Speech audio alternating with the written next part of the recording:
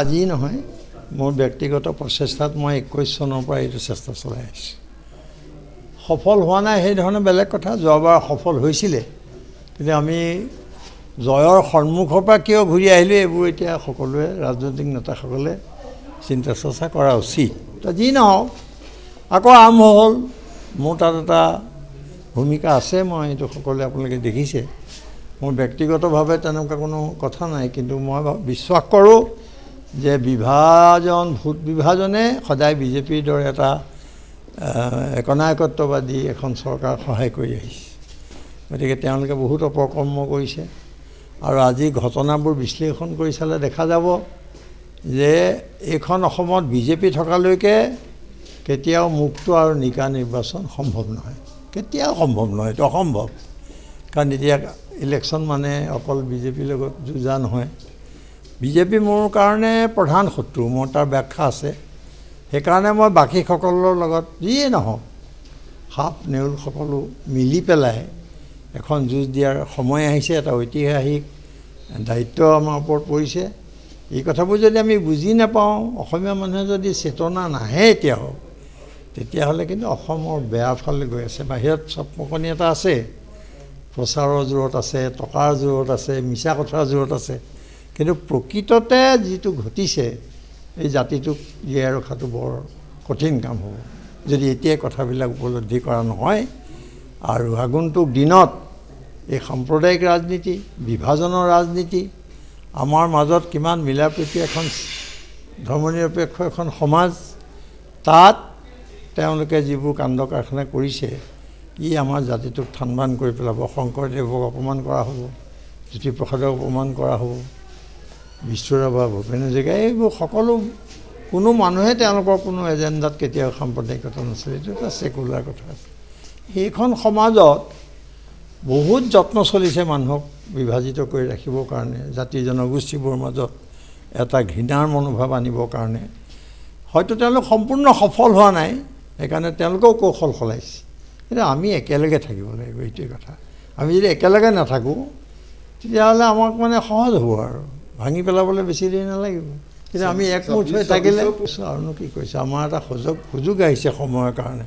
26 আগতে যদি আৰু মিত্ৰতা নহয়, তেতিয়াহ'লে হ'ব কেতিয়া আৰু?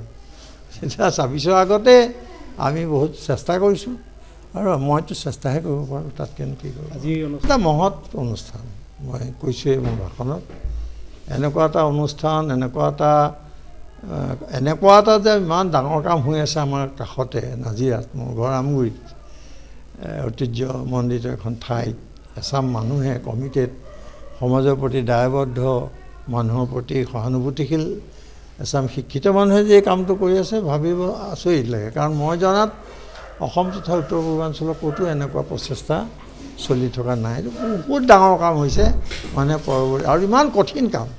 মানসিক ৰোগীক জীয়াই ৰখা এটা কিমান কঠিন কাম, সেইটো এবাৰ আপোনালোকে চকু মুদি ভাবক, গম পাই যাব কি কি সমস্যা। গতিকে মই এনেকুৱা এটা অনুষ্ঠানলৈ আহি মই নিজে খুব গৌৰৱান্বিত, আনন্দিত। আৰু মোৰ সাংসদ পুঁজিটো কি আৰু, এইটো সুবিধা এটা দিছে, মই ভাল কাম এটা দিব পাৰি পেলাই আনন্দিত হৈছোঁ, ভাল লাগিছে আজি অনুষ্ঠানলৈ আহি। সেইকাৰণে মই বৰ সুখী। উদ্যোক্তাসকলক মোৰ সেৱাৰ আকৌ আহিবলৈ মন যাবলৈ। আমাৰ হিউমেন ৱেলফেয়াৰ ছ'চাইটি আৰু জ্যোতিগৃহৰ সকলো আৱাসী হৈ মাননীয় সাংসদ, বিশিষ্ট সাংবাদিক শ্ৰীযুত অজিত কুমাৰ ভূঞা ডাঙৰীয়ালৈ আন্তৰিক ধন্যবাদ আৰু কৃতজ্ঞতা জ্ঞাপন কৰিছোঁ। যিহেতু এইটো এটা মানসিক পুনঃস্থাপন কেন্দ্ৰ, আৰু বিশেষকৈ মহিলা ইয়াতে আছে, অসমৰ বিভিন্ন প্ৰান্তৰ মহিলা আছে। প্ৰায় 8 শতাধিক ৰোগীক আমি উদ্ধাৰ কৰিছোঁ, আৰু এই জ্যোতিগৃহত বৰ্তমান 70 গৰাকী বিভিন্ন প্ৰান্তৰ আৱাসী আছে। বহুতখিনি আমাৰ ইয়াতে সুস্থ হৈ ওলাই গৈছে, আৰু যিসকল আছে তেওঁলোকক আমি এক স্বাৱলম্বী কৰিবলৈ, সুস্থ হৈ এক সাধাৰণ জীৱন যাপন কৰিবলৈ আমি এক প্ৰচেষ্টাৰে এক আঁচনি প্ৰস্তুত কৰিছিলোঁ। আৰু সেই আঁচনিত আমাৰ মাননীয় সাংসদ ডাঙৰীয়াই আজি ইয়াত উপস্থিত হৈ আমাক 10 লাখ টকাৰ এক অনুদান আগবঢ়াইছে। আমি সকলোৰে হৈ তেখেতক আন্তৰিক ধন্যবাদ জ্ঞাপন কৰিছোঁ।